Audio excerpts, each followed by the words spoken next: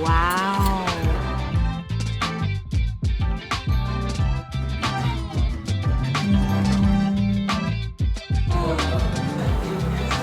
Welcome to Merida. We are so excited to be back in this beautiful colonial city in the heart of the Yucatan.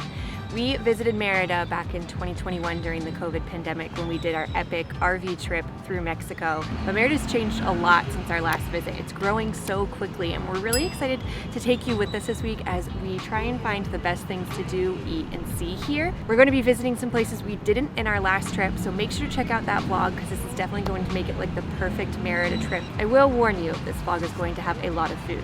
Do not watch on an empty stomach. I have a feeling the food alone will make you want to book a trip here.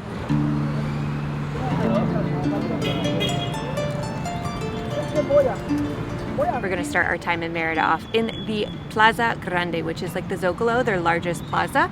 I signed up for a free walking tour. Walking tours are a fantastic way to get to know the city, and since we came during COVID, they weren't offering these types of tours last time. You can sign up for your own free walking tour at the Tourist Information Center in the Plaza Grande. They tell you to arrive around 9 a.m. to put your name on the list, and just tip your guide at the end to show your appreciation. Merida's history dates back thousands of years as the Mayan city Tijol. After Spanish conquistador Francisco de Montejo arrived in 1542, he began tearing down the Mayan pyramids to build the colonial city we know as Merida.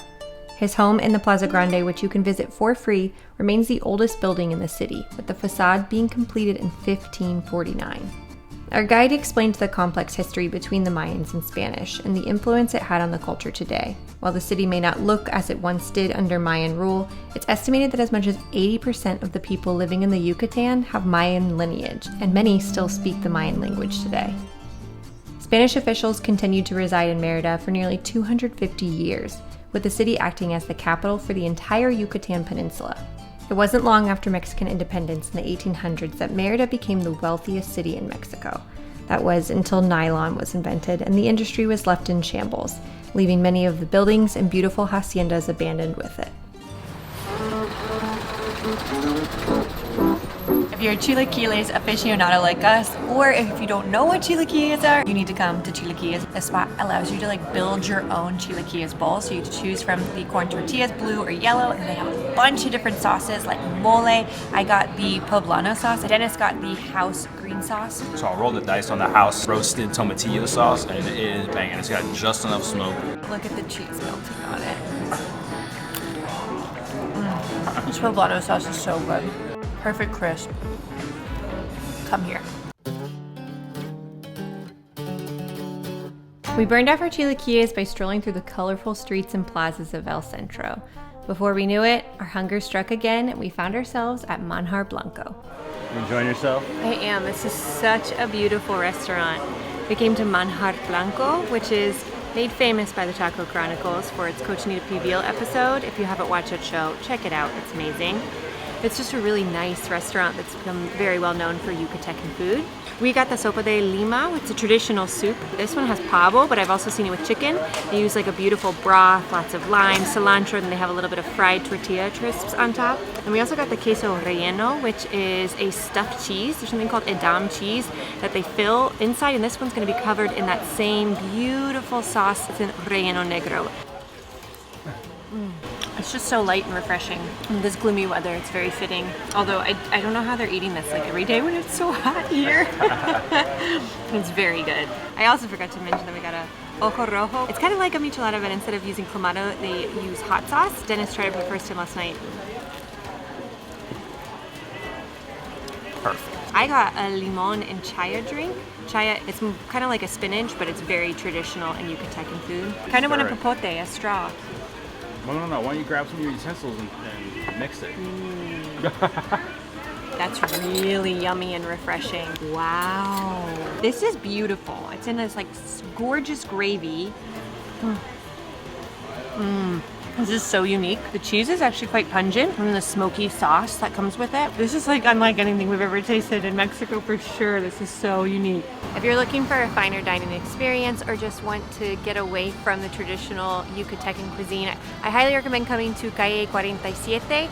It has been transformed into a gastronomic hub. So we went to Micaela Mar y Leña on our last trip. It was fantastic seafood restaurants. We will have links to all of our recommendations for restaurants and the top things to do in Merida in the description below. Ooh, get it.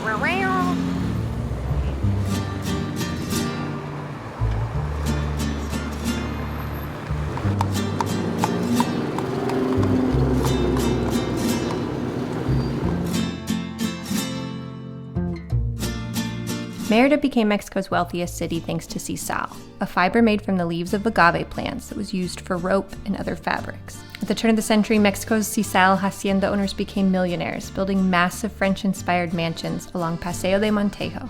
This tree-lined boulevard is inspired by the Champs-Élysées in Paris and is the perfect place to see Merida's former opulence in all its glory. A lot of them have turned into banks or museums that you can visit, but there's also lots of cafes and restaurants. There's also some really great shopping down this street. I highly recommend coming here. On Sundays, they close the street down from 8 a.m. to 12 p.m. and it is for biking and pedestrians only. They even offer free bikes if you get there early enough. Although the Centro is busy and noisy, it is definitely where you want to stay if you're coming here. It's a 15-minute walk to almost anywhere in the city, all of the major tourist spots and restaurants. And it's just so colorful and historic and charming.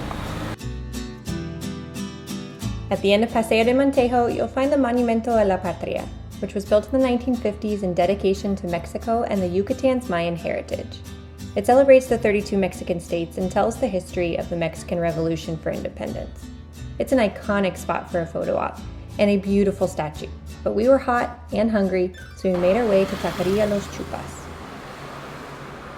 I've never seen a tortilla in a square shape, but that's how they make them here. Oh yeah. These are so good. I highly recommend getting a little off of the tourist center to find food. It's just as good quality, sometimes often better, for cheaper prices. Like this is only a 10-15 minute walk out of the Centro. It's a little taqueria. It's not super reviewed on Google, but fantastic tacos. They have something called costras where they take cheese and they pretty much put it like queso fundido with their pastor or with their chorizo, and it is rico. I also see that they have mashed potatoes. I think you're supposed to put them on the taco. I've seen several people do that. I've never seen that before. 180 pesos and we got 6 tacos. This pastor is so good. After tacos, we headed north of town to visit our friends in Merida who live near Dzibilchaltún. This is the closest Mayan ruins to Merida. It's only about a 30 to 45 minute drive outside of the city. It's a great stop if you're headed to Progreso or if you aren't able to visit the other Mayan ruins nearby. We decided to visit for a special evening light show called Paseos de Luz.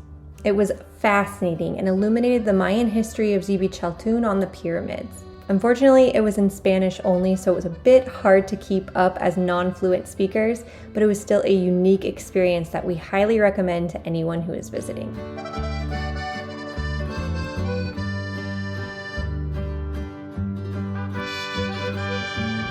Markets are one of the best places to try traditional foods.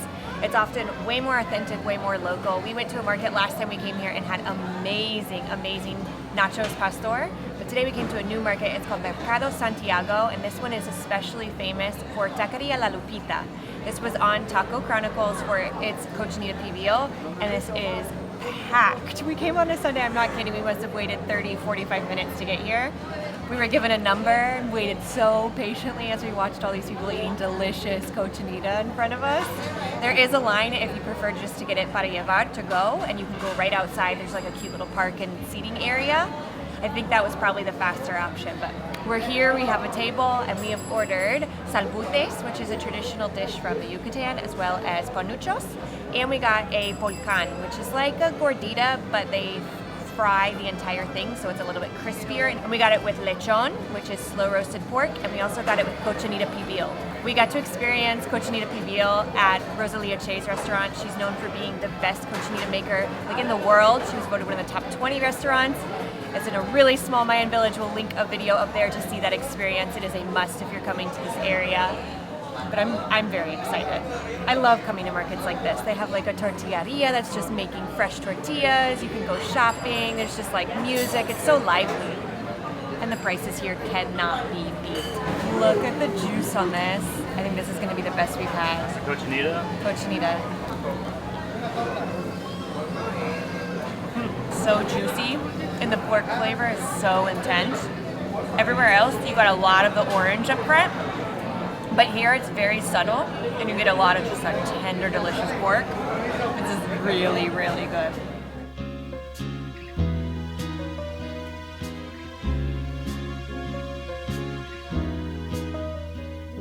Sunday's a big day in Merida. The Plaza Grande, which transforms into an outdoor market. There's so many different vendors selling all different goods. You can get dresses, shirts, hammocks, lots of little tourist gifts, and there's also street vendors lining one whole street. Right now they have a magic show going on. I think they even do some of the traditional dances at different times on Sundays. So this is the spot to come if you're looking for like a morning out. It is packed with people. It's really cool. It's a really nice, like, family-friendly vibe right now. There's a lot of great day trips to take from Merida. When we were here the first time, we did a lot of them. You can go to the beaches, which is Progreso, or there's even Sisal, which is a very up-and-coming new Pueblo Mágico to visit. It's only about an hour drive from the city of Merida, and it's a great way to spend the day. There's also Rio Lagartos, where you can see flamingos during flamingo season. We did that, and it was like a mind-blowing experience. Probably one of the coolest tours we've done. It was amazing. Yeah. You can also take tours to visit the cenotes nearby. There's food classes you can take, walking tours. You can go to Uxmal, which is an amazing pyramid about an hour outside of here. If you're interested in booking any of these tours, we're gonna have our favorites for Merida linked in the description below. I am loving this weather. We have been so blessed during our trip. Normally Merida is a very hot, sweaty, humid place like year round. April through June are the hottest months, pushing 40 degrees Celsius, near 100 degrees. But right now, because it's been overcast, it has been so refreshing. And I feel very, very grateful. Like, what a perfect day right now. We're just sitting in the park and I'm not even sweating, and we're in Merida. I'm wearing pants. I'm not complaining. The city is changing so much right now. There's a lot of construction going on in the main centro area because the Mayan train has officially launched, which is going to be a massive train that connects all of the Yucatan, Quintana Roo, and parts of Chiapas all the way to Palenque and Campeche. So it's going to be a really easy way to get from Cancun Airport straight to Merida in just a few hours' time. And Merida specifically, they're creating these really nice pedestrian streets that are going to have really flat, wide sidewalks, which I think will be fantastic when they're finished. In Parque Santa Lucia, there are these sillas gigantes, which are like the giant chairs. These are very iconic for the Yucatan. You can find them in Valladolid and Merida and all of the plazas, and they're kind of like a funny U or S shape. They're designs that you can sit and talk to each other and actually be facing each other while you're outside enjoying. There's also a really great gelato shop down the street. There's tons of cute little restaurants in this little plaza. Right now there's another market going on because Sundays are the day.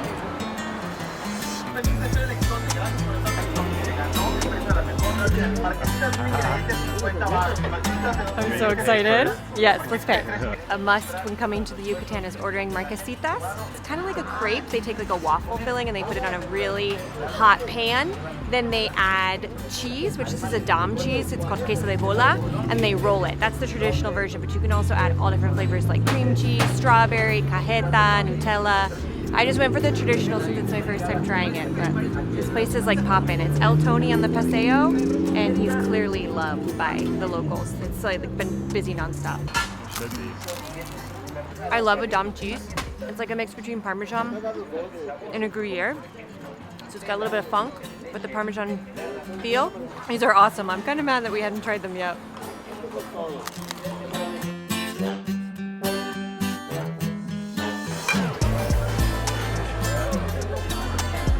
We came to Mercado 60 last night on a Saturday around 9:30, 10.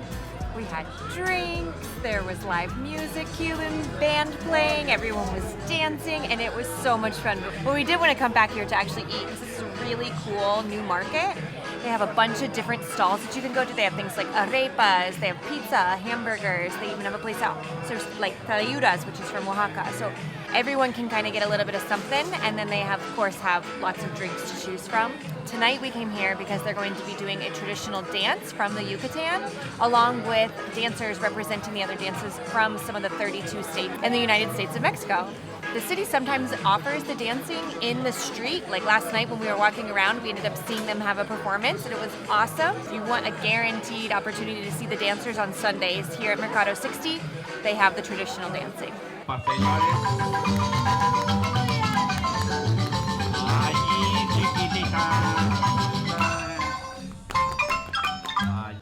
Eso, chiquitas, Chiapas.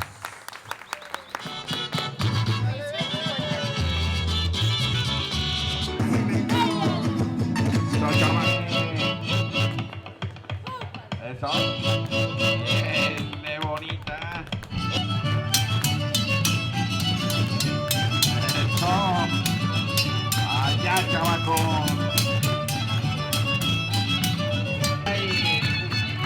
Yucatan de Mérida. Agarre. Viene. Esa es Yucatan. Allá. Allá, allá, allá, allá, allá. Eso. Bien. Chavaco. Eso. Allá lo tienes, nene. Eso. Ya. Bien, chavaco. Prueba de que los vasos y las botellas no están adheridas a la charola. Es Yucatán, señores. Folclórica Alma de México. For our last night in Merida, we came to a new restaurant called Knoll. The chef studied under several Michelin restaurants in Spain and throughout Mexico, and this is his first restaurant. The food focuses on regions of Mexico, a lot of Oaxacan, Veracruz, Yucatan inspiration. If you're looking for an authentic experience with a little bit of gastronomic, like high-end element, this is definitely the spot to do it. We started with an amuse-bouche. It's a little sope. Oh my god. I should have probably eaten that with a fork. Seeing how nice this place is? Just shove it. But it's very good. We got molotes, which are from Oaxaca. It's like a plantain dumpling that's stuffed with cheese. They have a smoked butter on it, and it has a yellow mole. You get the platano flavor, the plantain flavor on the outside, but the cheese is really intense, and the sauce is perfect. It doesn't overpower what you're eating. We also got chilotes, which is like an elevated elote from a baby corn on the cob. These are like the cutest little corns on the cobs I've ever seen. He said you just go to town, you just eat it. And way better than any elote you've had on the street. No hate on elotes in the street. I love me some good elote. But it's like way more complex. Smoky, crunchy, but soft at the same time. It was a must come to. No fuese peligroso y cansado, ahora hasta con los ojos cubiertos.